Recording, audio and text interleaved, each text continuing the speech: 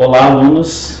Meu nome é Hélio, sou professor aqui na Faculdade Mário Chamber, diversos cursos na área, tanto na área da saúde como nas demais áreas, aqui em particular com a disciplina de metodologia da pesquisa científica. O objetivo dessa disciplina é instrumentalizar o nosso aluno que está iniciando a graduação para desenvolver as suas pesquisas, os seus trabalhos e relatórios ao longo do curso.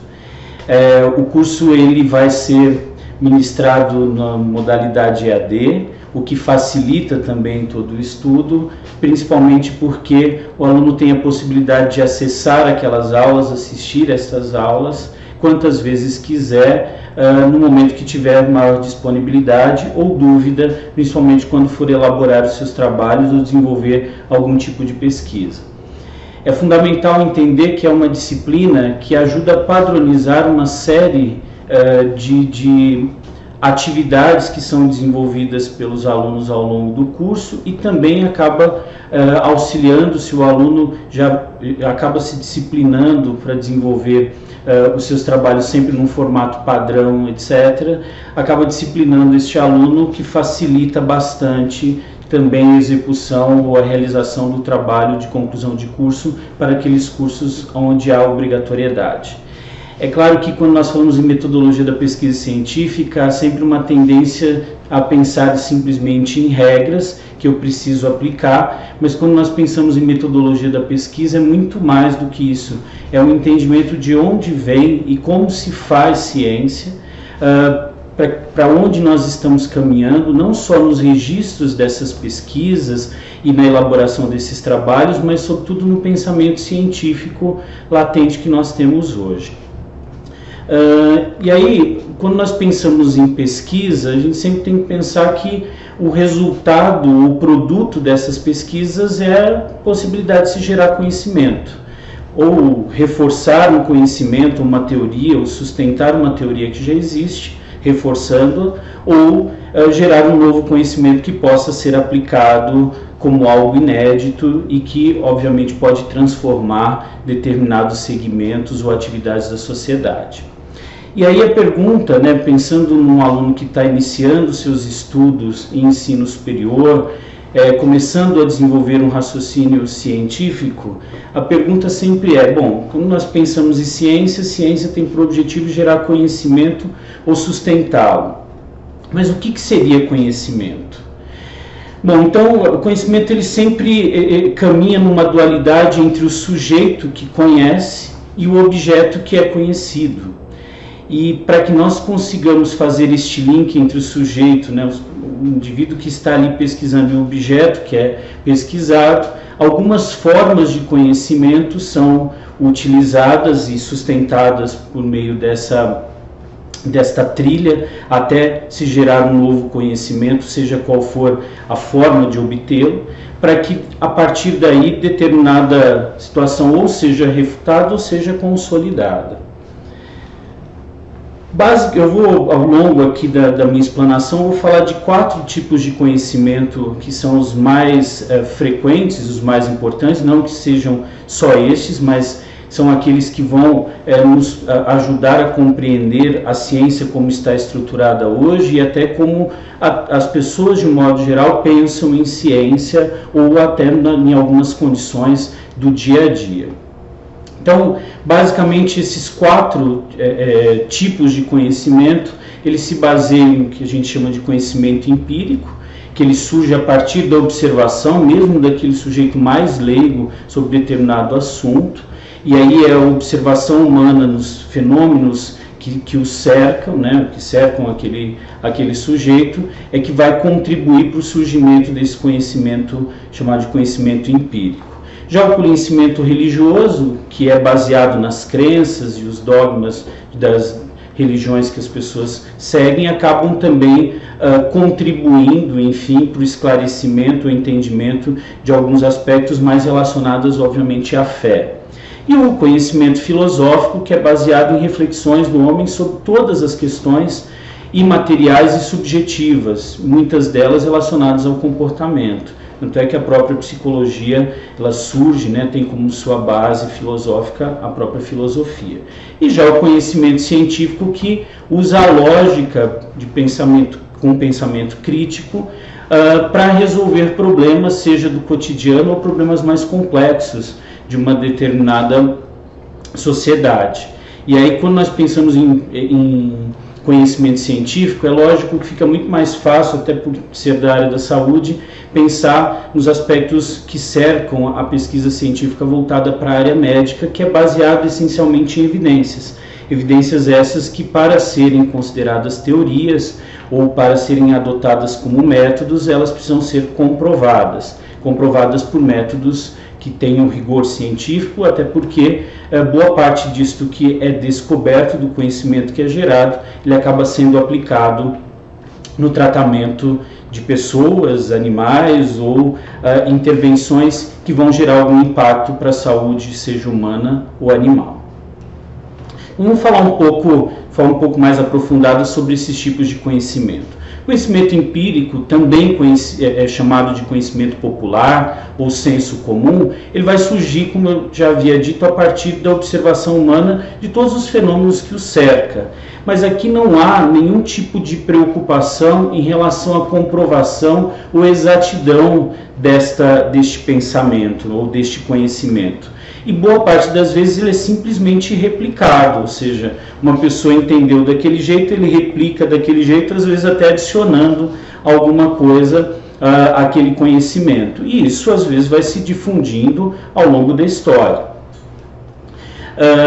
Se nós pensarmos, por exemplo, com um conhecimento empírico, né, o próprio conhecimento do fogo, o domínio do fogo e da agricultura foram condições essenciais para que a gente tivesse, né, principalmente a perpetuação da espécie humana. Considerando aqui a agricultura como fonte mesmo de geração de alimentos, o primeiro sujeito a fazer qualquer tipo de agricultura, ele não era, obviamente, um agrônomo. E boa parte das pessoas que trabalham com agricultura, principalmente familiar, também não fizeram agronomia e lidam muito bem com todas as técnicas, por mais simples que sejam, muitas delas aprendidas mesmo por meio de ensinamentos de pai ou avô, e conseguem ter bons resultados.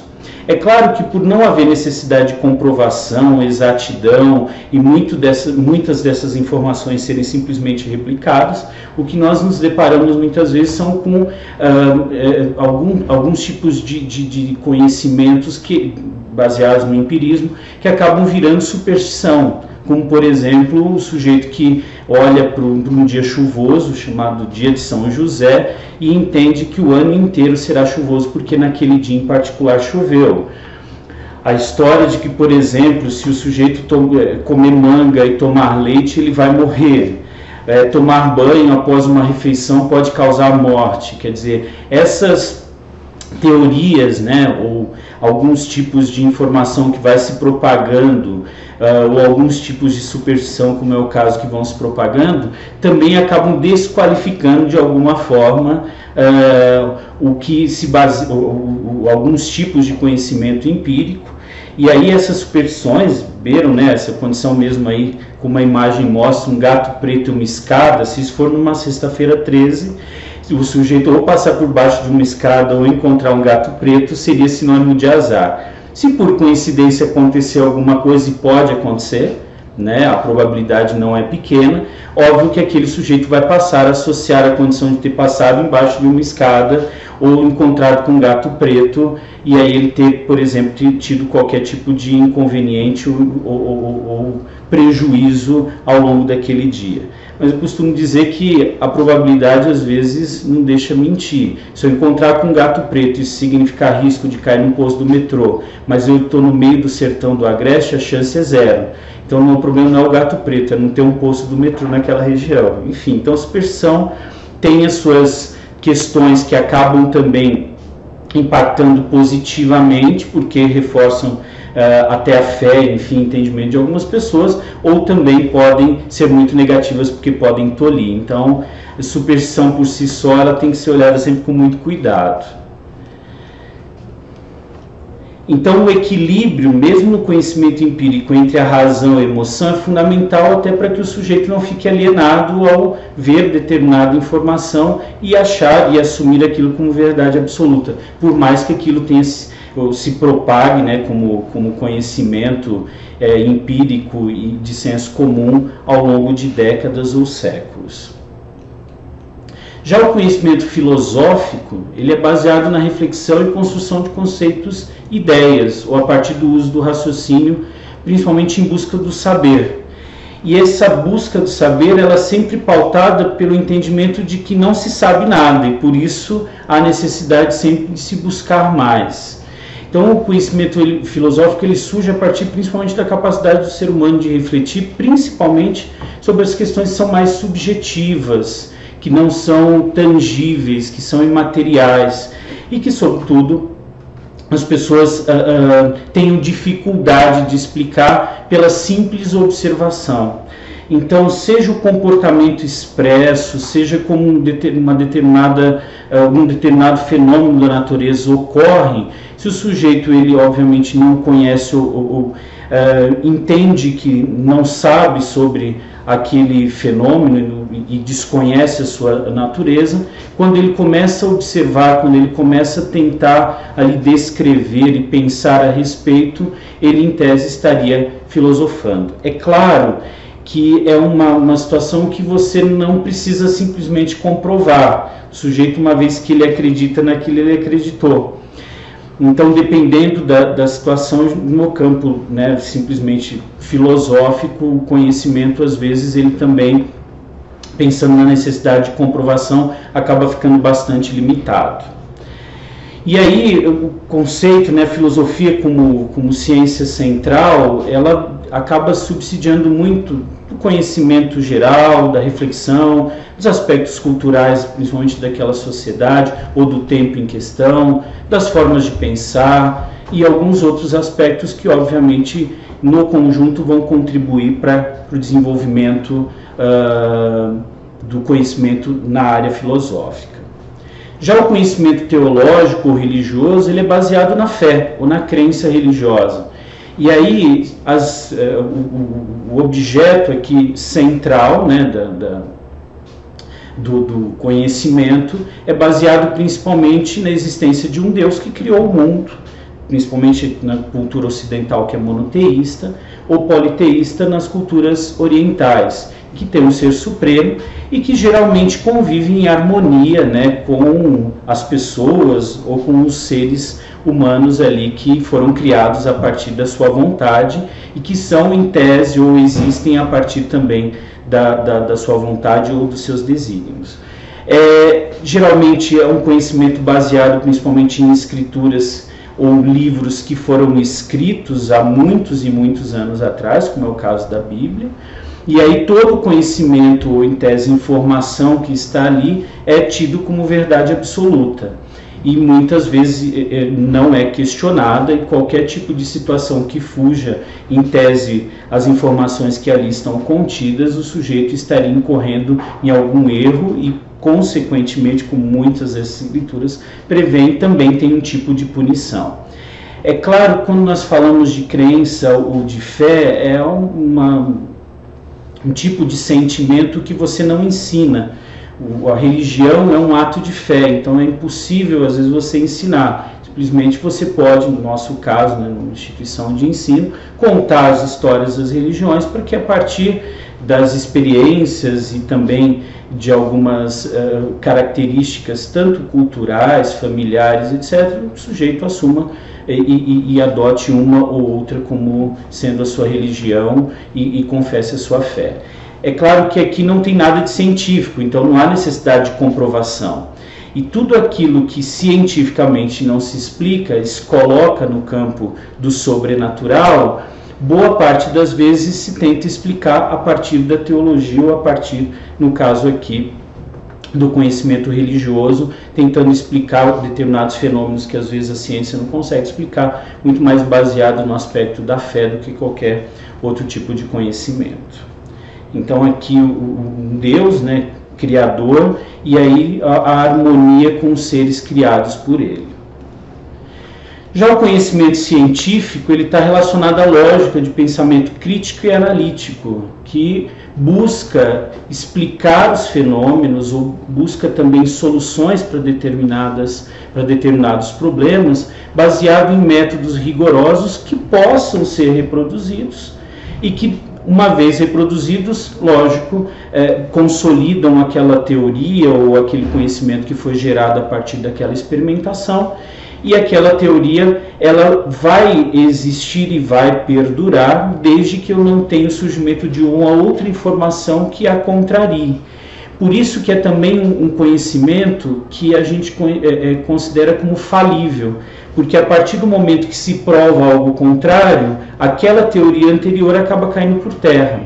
E eu diria que não só na área da saúde, como em diversas áreas, algumas coisas que eram feitas e consideradas como absolutas, elas ao longo da história foram consideradas desnecessárias. Quantos exames que eram realizados antes e se tinha um nexo causal, ou seja, determinada doença existe, aí por isso altera determinado exame, e hoje a gente sabe que não tem tanta correlação assim, ou determinadas teorias que explicavam algumas questões do comportamento que hoje já não conseguem mais sustentar. Então, quer dizer, à medida que a ciência e os métodos vão evoluindo, os recursos tecnológicos também, alguns conhecimentos que eram considerados inequívocos até alguns anos, eles a partir de então podem ser transformados. Isso é importante porque ajuda e contribui bastante para o avanço científico e, consequentemente, o avanço do conhecimento da sociedade. Se nós retrocedermos no tempo, pensar como foi a dinâmica da descoberta de outros planetas a partir da invenção, da observação, invenção e depois observação com telescópio, até então os conhecimentos eram muito rudimentares e superficiais, sempre baseados muito mais no campo da filosofia do que o conhecimento fático propriamente dito. Então, para chegar até o conhecimento científico, a trilha que se faz geralmente, tem uma série de fenômenos naturais que às vezes não tem explicação, práticas e saberes humanos que precisam ser melhor explicados, melhor esclarecidos e até aprimorados.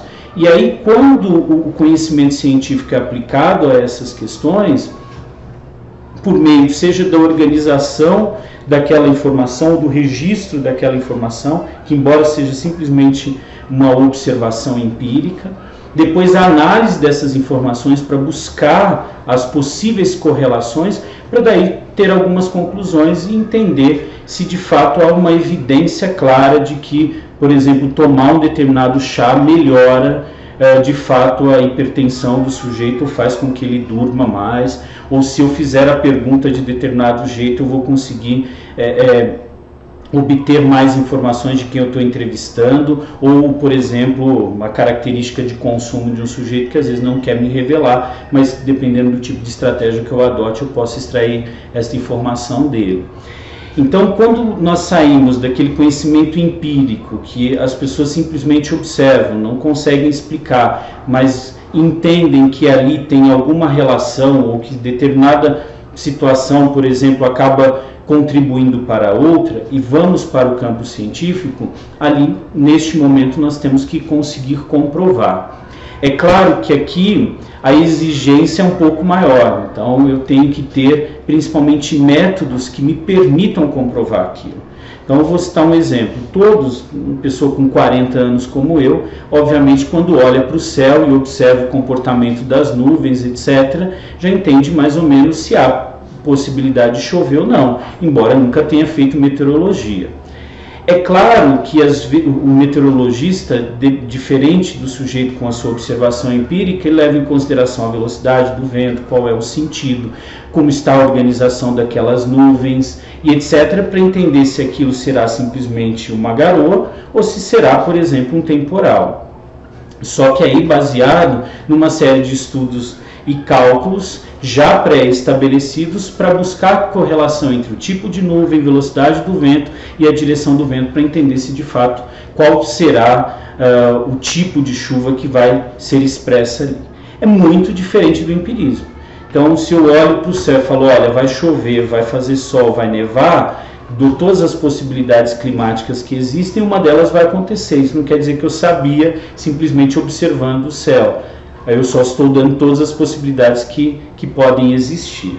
Então, quando nós saímos do empirismo e vamos para o aspecto científico, a necessidade de método, de comprovação e de rigor para gerar aquela informação ela é muito maior. Bom, então, para gerar conhecimento científico, é sempre importante realizar o que a gente chama de pesquisa. Mas o que é pesquisa? Pensando aqui ainda no ambiente acadêmico, não pensando naquelas pesquisas que são feitas em universidades, cujos nomes sempre são repetidos na mídia, enfim. Mas vamos pensar aqui no dia a dia, que é simplesmente eu quero fazer uma pesquisa de opinião, um trabalho para saber se as pessoas aceitam mais o produto A ou B, eu quero avaliar se na literatura, os livros, artigos, enfim, falam mais de determinado medicamento para tratar a hipertensão ou se não, qual é a melhor estratégia de investimento, considerando o momento de crise como nós estamos vivendo. Quando nós pensamos em pesquisa, o rigor para se comprovar, para se avaliar esses exemplos que eu acabei de citar, ele sempre tem que ser adotado, porque senão eu tenho o risco de falsear, gerar uma informação equivocada. E lógico, a divulgação desta informação, a forma como eu apresento também esse conhecimento, essa informação que foi gerada a partir da pesquisa, ela tem que ser estruturada, porque todos os documentos científicos eles têm que seguir um padrão para dar, sobretudo, seriedade e capacidade de entendimento para quem vai ler ou quem vai ter contato com aquele material. E aí alguns autores, eu vou trazer 2 autores aqui, que falam de forma muito específica, definem, de forma muito específica, pesquisa. Então, um deles diz que a pesquisa é uma atividade voltada para a solução de problemas por meio de emprego de processos científicos. Isso é uma verdade. Boa parte das pesquisas que são realizadas hoje, elas buscam resolver problemas. E alguns problemas podem estar baseados em dúvidas, por exemplo, sobre o entendimento de alguns fenômenos da natureza que, se as estratégias adequadas forem adotadas, é possível fazer essa comprovação ou explicação de como de fato funciona aquele fenômeno, quais são as suas causas. O outro autor diz o seguinte: pesquisa científica é um conjunto de procedimentos sistemáticos. Quando nós falamos sistemáticos, é sempre feito da mesma forma. O método é isso. É como uma receita de bolo. Eu sei que eu tenho que colocar o bolo para assar a 180 graus Celsius. Se eu não colocar, a chance dele crescer como tinha que crescer é baixa, vai dar problema. A mesma coisa, olha, eu preciso misturar primeiro a areia e a pedra e depois colocar o cimento. Se eu colocar o cimento primeiro, vai acabar endurecendo e eu não vou ter o concreto final. Então, tem algumas características para a realização de determinados processos que você não muda. E sempre tem que fazer daquele jeito se você quer que dê certo. E aí é baseado em raciocínio lógico, que tem por objetivo encontrar soluções para os problemas propostos mediante o emprego de métodos científicos. De novo, necessidade de ter métodos, ou seja, processos, procedimentos padronizados para realizar determinadas atividades voltadas para essa resolução de problemas ou para a busca de respostas é fundamental, porque se eu padronizo como é feito, o resultado que será obtido é sempre o mesmo. Então, se eu sempre trato o sujeito do mesmo jeito, se eu sempre faço a pergunta da mesma forma, o que eu espero é sempre obter respostas frequentes ou mais frequentes como esperado inicialmente. Agora, se eu começo a mudar o método, obviamente os resultados a serem obtidos também serão diferentes. Então, a gente tem que prestar muita atenção, porque os outros tipos de conhecimento, eles não têm esta demanda de método, de comprovação, de rigor na realização de processos. E, dependendo da área, a gente tem até uma licença poética para realizar determinados procedimentos. O que seria de um chefe se eu tivesse que determinar que ele faça ou crie o seu prato sempre igual ao outro? Onde que entraria a capacidade dele de criação? É a capacidade dele de inovar, de modificar, de repente, um modo de preparo, ou, neste caso, um método de um determinado prato que vai determinar se ele será alguém inventivo, inovador e que vai, por exemplo, cativar mais determinados clientes que vão ser mais afeitos ao prato que ele preparou, com todas as nuances diferentes que ele propôs, considerado aquele prato mais tradicional, por exemplo. E aí, quando nós pensamos em conhecimento científico, a gente não tem essa licença poética, porque a gente quer sair dessa liberdade do achismo e entrar numa possibilidade, numa trilha que nos possibilita responder perguntas de forma inequívoca. Então, se a gente pensar nesse fluxograma aqui, basicamente o leigo, ele sempre, quando vai responder algum tipo de questionamento, ele sempre responde, eu acho que. Já quando o sujeito começa a adquirir um pensamento técnico, e aí o pensamento técnico é de execução mesmo, né? Ele já pensa em determinadas situações, primeiro, qual é o problema e quais são as estratégias já existentes para resolver o problema. E aí, quando o sujeito vai fazendo a transição, né, essa capacidade de raciocínio, da busca de conhecimento, faz a transição para um aspecto mais intelectual, as perguntas para se buscar as soluções para os problemas são diferentes, e as respostas também. Então, primeiro, se pergunta quando que aquilo ocorreu, por que ocorreu, como ocorreu. E aí, por fim, como que eu posso otimizar determinadas coisas? E isso, lógico, vai gerar novas descobertas. E essas novas descobertas podem ser resoluções de problemas ou respostas para algumas dúvidas existentes que até então não havia esclarecimento. Contudo, se o sujeito ainda se comporta como leigo, embora diga que está fazendo ciência, e ele tenta explicar os fenômenos com eu acho que, isso não é ciência. Isso, por exemplo, pode ser empirismo. E aí o que ele acha pode ser diferente do outro, e cada um achando e propagando aquela informação é senso comum, é mais uma vez ciência ou conhecimento, né? Neste caso, conhecimento empírico, não é ciência. E para se fazer pesquisa científica, existem alguns critérios que se baseiam principalmente na finalidade, nos objetivos, procedimentos, a natureza da pesquisa e o local da sua realização. Todos esses aspectos nós vamos discutir, e é lógico, a forma como se formata os trabalhos, maneira mais adequada de fazê-lo, principalmente pensando na padronização proposta aqui na faculdade, que é a padronização a partir do modelo da ABNT. Todos esses aspectos nós vamos discutir, nós vamos estudar ao longo da disciplina. Por ora, vocês terão acesso neste módulo a um material, um conteúdo teórico para sustentar o estudo, principalmente dos tipos de conhecimento e como eles são gerados.